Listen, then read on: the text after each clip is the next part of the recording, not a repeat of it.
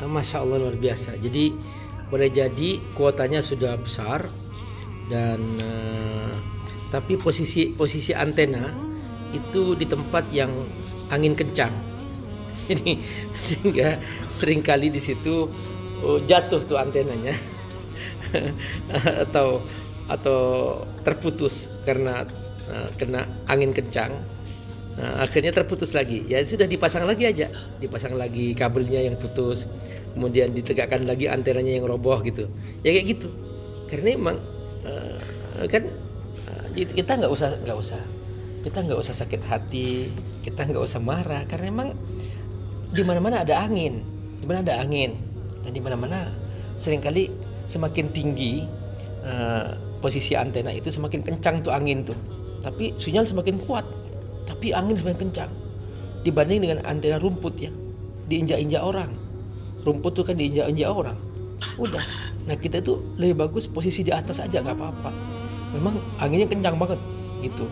Makanya kata Allah dalam Al-Quran itu dulu ada kejadian, yaitu salah seorang nabi ya, dia itu mengalami seperti yang ibu barusan tanyakan, yaitu dia melihat kaumnya itu gak ada yang beriman, diajak gak ada yang respon, kemudian disayang malah semakin mengejek gitu ya. Akhirnya Nabi ini kesel gitu. Begitu dia kesel, ditinggalin tuh kaumnya, dia lari gitu. Akhirnya oleh Allah dihukum. Dia ikut perahu, kemudian udah perahunya mau tenggelam. Akhirnya para nahkoda perahu itu mikir nih karena keberatan barang nih, dibuang barang kok semakin mau tenggelam gitu. Akhirnya di lotri siapa yang mau dilempar. Nah setiap di lotri jatuhnya ke Nabi ini. Ya udah, akhirnya Nabi ini yang dilempar ke dalam laut dan langsung dimakan ikan. Itu Nabi Yunus.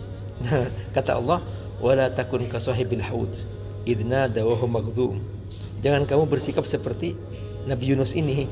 Ya begitu dia diperlakukan oleh kaumnya itu, dengan diajak dihina malah dia lari gitu. Nah kesel gitu. Kita nggak usah kesel gitu. Jalanin aja. Nah, yang bagi Allah bukan gagal kalau kaum kita tidak menerima. Kalau kita, bagi Allah itu nggak penting jumlah pengikut, nggak penting. Nabi Yunus, Nabi Nuh itu 1000 tahun berdakwah, yang ikut hanya 80 orang. Tapi Allah mengabulkan doa Nabi Nuh. Sampai Nabi Nuh minta tolong adab semua ini ya Allah yang tersisa selain di dalam perahu. Langsung Allah adab. Karena bagi Allah bukan jumlah, bagi Allah itu keistiqomahan kita. Kalau kita tetap istiqomah, tetap berdakwah, karena tugas kita itu menjual pulsa. Jangan sampai ada orang kekurangan kuota, itu tugas kita. Maka kalau kita sendiri nggak punya pulsa, apa yang mau dijual? Ya itu dia. Jadi tugas kita tuh sharing pulsa supaya orang-orang juga punya kuota yang sama dengan kita.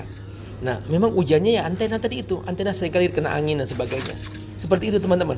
Masya Allah. Ini kayaknya kita seperti bicara tentang tugas ini nih, telekomunikasi. Ya semoga Allah berkahi.